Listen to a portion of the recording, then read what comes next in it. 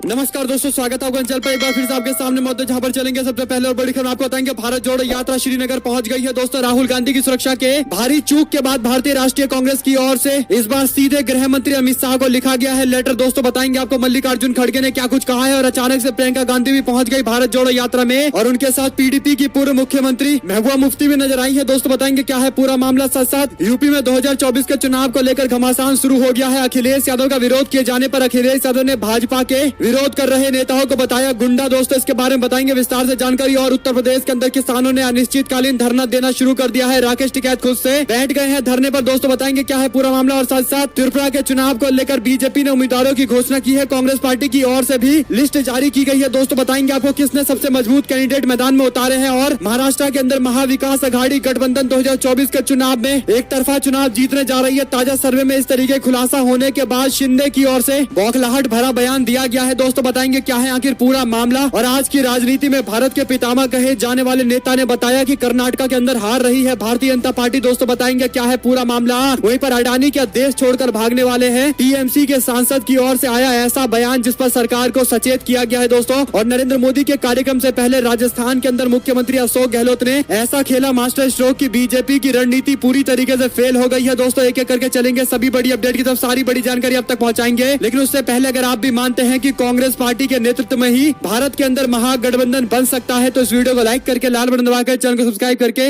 घंटी को दबाकर कमेंट बॉक्स में जय हिंद जय भारत जो लिखेगा दोस्तों। और इस वीडियो को अपने लोगों तक शेयर करना तो बिल्कुल भूलेगा। चलते हैं सबसे पहले और बड़ी खबर की तरफ, जहां पर बीते दिन राहुल गांधी की भारत जोड़ो यात्रा जम्मू कश्मीर के पुलवामा से शुरू हुई। दोस्तों इस दौरान राहुल गांधी ने पुलवामा में 40 वीर शहीदों को उनके शहादत स्थल पर जाकर विनम्र श्रद्धांजलि अर्पित की। देश के हर जवान की जान बेशकीमती है, भारत उनकी कुर्बानी को कभी नहीं भूल सकता है, राहुल गांधी ने ट्वीट करते हुए तस्वीर जारी की है। दोस्तों साथ साथ आपको बता दें कि यात्रा आगे बढ़ी और 1:30 बजे के आसपास Birla open mines international school के पास पंपोर में पहुंच गए। और उसके बाद यात्रा शाम होते होते ट्रक यार्ड पंथा चौक श्रीनगर पहुंच गई। दोस्तों यानी यात्रा के श्रीनगर पहुंचते ही कश्मीर के कार्यकर्ताओं ने यात्रा में जोर शोर से अपनी हिस्सेदारी सुनिश्चित की। इस दौरान बड़ी बात यह रही कि राहुल गांधी के साथ पार्टी की महासचिव प्रियंका गांधी भी दिखाई दी। दोस्तों दोनों पदयात्रा कर रहे थे और इसके साथ ही जम्मू कश्मीर की पूर्व मुख्यमंत्री महबूबा मुफ्ती भी राहुल गांधी के साथ में पदयात्रा करती दिखाई दे रही थी। महबूबा मुफ्ती और उनकी बेटी राहुल गांधी के साथ में पदयात्रा करते हुए भारत जोड़ो का नारा भी लगा रहे थे। दोस्तों इससे पहले जम्मू कश्मीर नेशनल कॉन्फ्रेंस के नेता उमर अब्दुल्ला राहुल गांधी के साथ पदयात्रा करते नजर आ रहे थे और फारूक अब्दुल्ला पहले ही दिखाई दे जा चुके हैं दोस्तों। और ऐसे में माना जा रहा है कि कल होने वाले बड़े कार्यक्रम में सारे बड़े दिग्गज नेता देश भर के मौजूद रहेंगे। जो भी अपडेट आती रहेगी आप तो लगातार पहुंचाते रहेंगे। एक और बड़ी खबर की माने तो कांग्रेस पार्टी के राष्ट्रीय अध्यक्ष मल्लिकार्जुन खड़गे ने राहुल गांधी की सुरक्षा में चूक के मद्देनजर इस बार सीधे गृह मंत्री अमित शाह को लेटर लिखा है। दोस्तों इस मामले में हस्तक्षेप करने की मांग की गई है। यानी इससे पहले कांग्रेस पार्टी के महासचिव केसी वेणुगोपाल की ओर से लेटर लिखा गया था, लेकिन अब भारतीय राष्ट्रीय कांग्रेस के राष्ट्रीय अध्यक्ष मल्लिकार्जुन खड़गे ने खुद से अमित शाह को लेटर लिखते हुए अब 2 दिनों में होने वाली इस यात्रा को पूरी तरीके से सुरक्षित रखने के लिए कहा गया है। दोस्तों आपको बता दें कि भारत जोड़ो यात्रा के दौरान जम्मू और कश्मीर में राहुल गांधी की सुरक्षा में चूक बेहद निराशाजनक है। सुरक्षा प्रदान करना केंद्रीय एजेंसी की प्रमुख जिम्मेदारी है। उन्होंने आगे कहा कि भारत पहले ही 2 प्रधानमंत्री और सैकड़ों नेताओं को खो चुका है। हम यात्रियों की बेहतर सुरक्षा की मांग करते हैं। भारत जोड़ो यात्रा को सुरक्षा कर्मियों के द्वारा दिए गए सुझाव के बाद इसे निलंबित किया गया था। हम इसकी समाप्ति पर राजनीतिक दलों के नेताओं सहित एक विशाल सभा होने की उम्मीद कर रहे हैं। इस संबंध में गृह मंत्री अमित शाह को पत्र लिखकर डिटेल में सुरक्षा मुहैया कराने के लिए कहा जा रहा है। दोस्तों आपको बता दें कि कल यानी 30 तारीख को पूरे देश भर के बड़े बड़े नेता मौजूद रहने वाले हैं और इसीलिए सुरक्षा के अतिरिक्त इंतजाम किए जाने जरूरी है। अमित शाह को सीधा लेटर लिखकर खड़गे ने ये बातें कही है। आप लोग इस पर क्या कुछ राय देना चाहेंगे लिखकर जरूर बताएगा। एक और बड़ी अपडेट की माने तो